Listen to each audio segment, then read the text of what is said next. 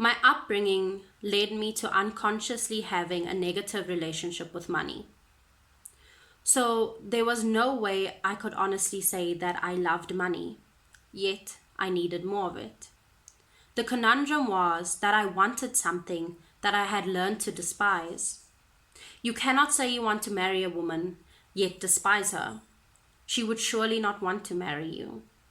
The way I felt about money must be the reason money did not want to marry me. Hi everyone, today we are here to talk about Winning the Money Game by Umlamuli Mbambo. So, everyone knows I am a fiction girly, and I have said countless times that you will not catch me reading psychology, self-help, war, military history. Just no. I could rather spend my time chasing dragons, crawling through the marsh, falling in love, literally anything else, escaping from this reality. However, this book caught my attention. So, this is Winning the Money Game. It is a fictional story. It takes place over a weekend. A young university graduate goes to visit his wealthy grandparents for the weekend. During this weekend stay, a conversation takes place where his grandfather teaches him how to think about money. Now, for a lot of us, that isn't a conversation that we are having with ourselves, our partners, our parents. We kind of just grow up with this view on money, and it kind of just never changes. It's not a conversation we're having with our peers. So throughout this weekend, this conversation lasts the whole weekend, which I must just say is very intense, okay?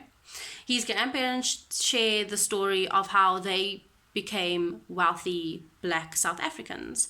His grandfather is semi-retired. He used to be a school teacher. His grandmother used to be a nurse. They are both now owners of, well, his grandmother owner of one company, and his grandfather has multiple businesses, and they are wealthy. They are driving fancy cars. The cars are so fancy, okay? I was like reading the names to my boyfriend, and I'm like, okay, Audi, blah, blah, blah, Mercedes-Benz, this, okay? And I'm like, oh, those fancy cars. And yes, I'm here to tell you that these grandparents are driving fancy cars.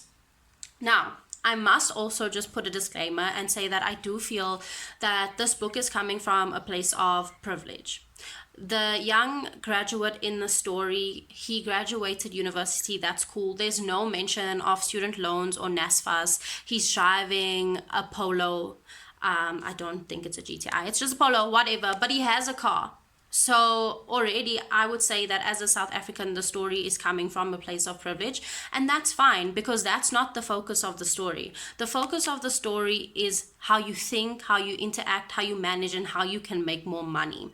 What I liked about this is that it had that fictional storyline to keep you going. I'm not the kind of person that's gonna open a book about finance and when I get there, it's just like a numbers and step 1, step 2, blah, blah, blah. No.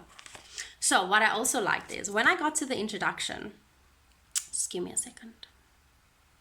Okay, when I got to the introduction, it said, the end of something is the beginning of something else. And look what I wrote over there.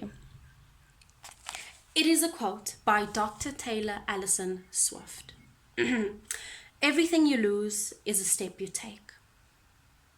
The wisdom.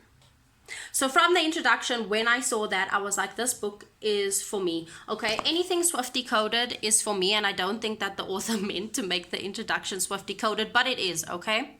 It is. I am now going to read you random quotes from this book, and you will understand why I enjoyed it. Also, look how cute. So I underlined things that I wanted to remember or things that I was struggling to understand. The author does put like graphics and visuals like this when things get a little bit difficult to understand. So if you're a visual learner like me, those things will come in handy for you. There is power in giving. I find that the more I give, the more I receive. It also adds meaning to life. Having money and not knowing what to do with it is a very dangerous and clumsy position to be in. Money is great, but there are things it cannot buy.